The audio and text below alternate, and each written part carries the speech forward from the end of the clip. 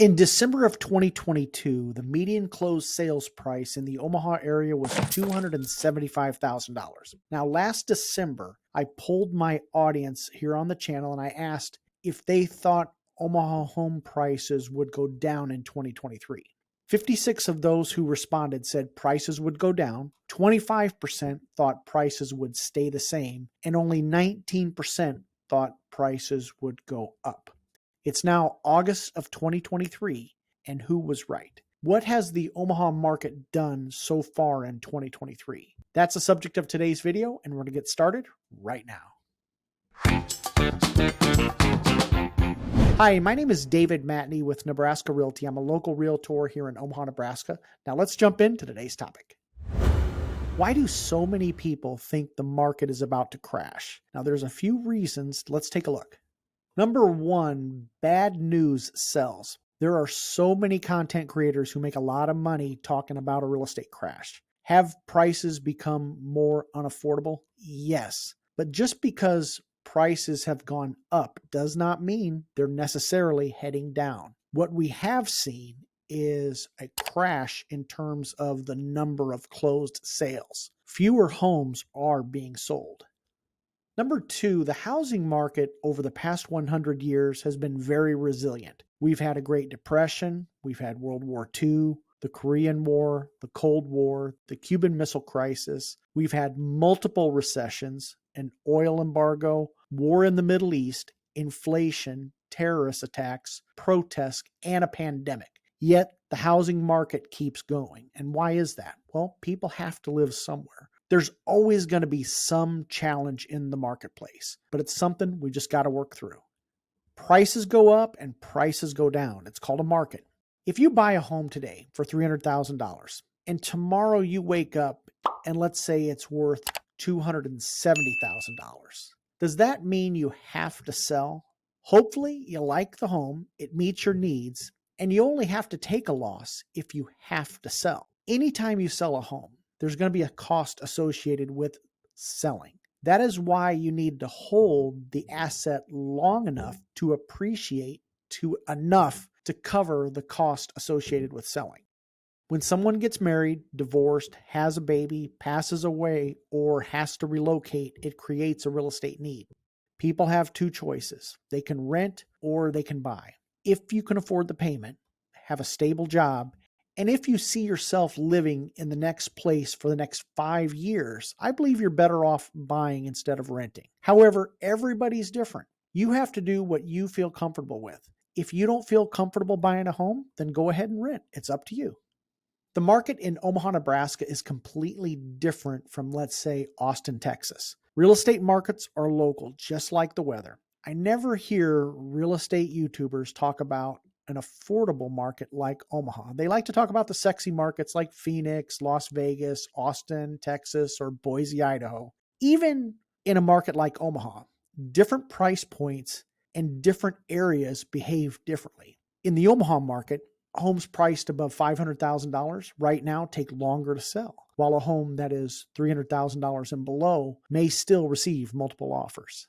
Let's talk about the law of gravity. People have this false assumption that what goes up must come down. When prices go up so much, so fast, it's natural to think that prices are going to come down. For the past several years, I've had buyers who decided to wait things out, and guess what? They're still waiting. The people who waited in 2020 were waiting for prices to drop back to 2019 levels. The people in 2021, they were waiting for prices to drop back to 2020 levels. The people waiting in 2023, well, guess what? They're waiting for prices to drop back to 2022 levels. In all fairness, interest rates were too low, and that helped drive demand and prices up. There's a saying that goes like this: you don't wait to buy real estate, you buy real estate and wait. Let's say you buy in 2023 and prices do drop back to 2022 levels. Again, you only take a loss if you have to sell. Real estate operates on supply and demand. Low supply, high demand, prices go up, and high supply with low demand, prices go down. We've had a record low supply, and we simply have not built enough homes in the past decade. Buying a home is scary. There are lots of unknowns, risk is involved. Your money's on the line, and it's natural to have second thoughts. You really won't know if you've made the right decision until several years later looking back. Things can always go sideways, even if you do your due diligence. Even the best laid plans can go to the wayside because life can happen.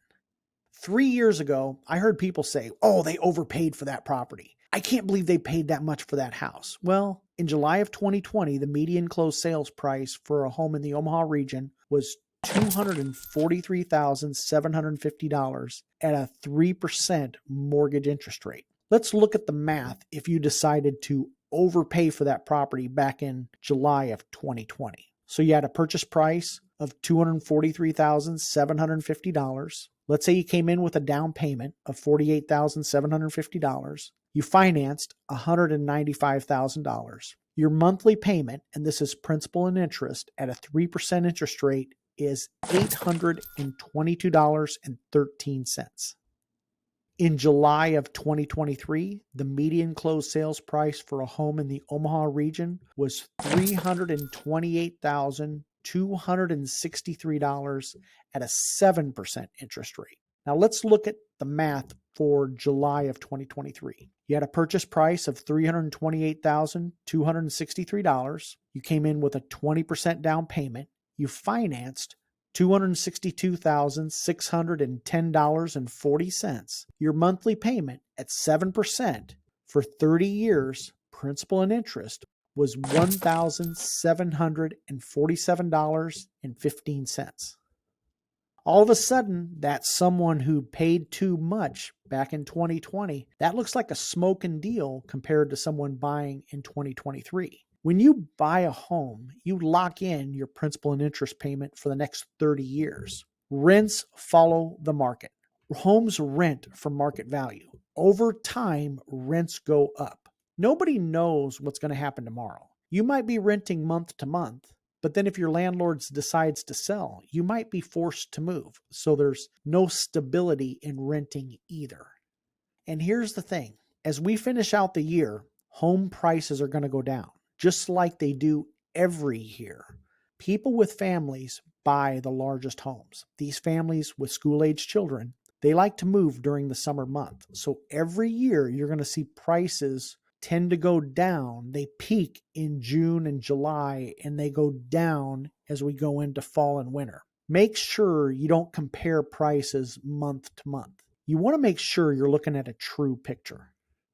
And if we look at this chart, you can see that in June, guess what? Prices peaked. And then guess what happened? As fall came along, you can see prices have gone down. Now, what you will see in this chart in July of 2020 and in August of 2020, prices peaked a little bit later. And that's because of during the pandemic with the lockdowns, all that did was that pushed that spring selling season, extended it into summer, but we still followed the same trajectory.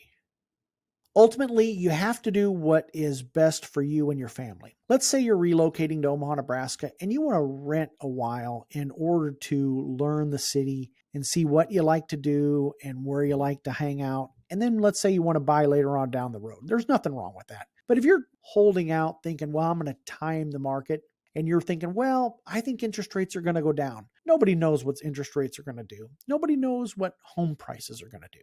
You got to do what's best for you. Okay. But trying to time the market, if Warren Buffett can't time the stock market, then what makes you think that you can time the real estate market? Anyway, if you hopefully enjoyed the video, and if you'd like to learn more about the Omaha real estate market, be sure to watch this next video, and you make it a great day.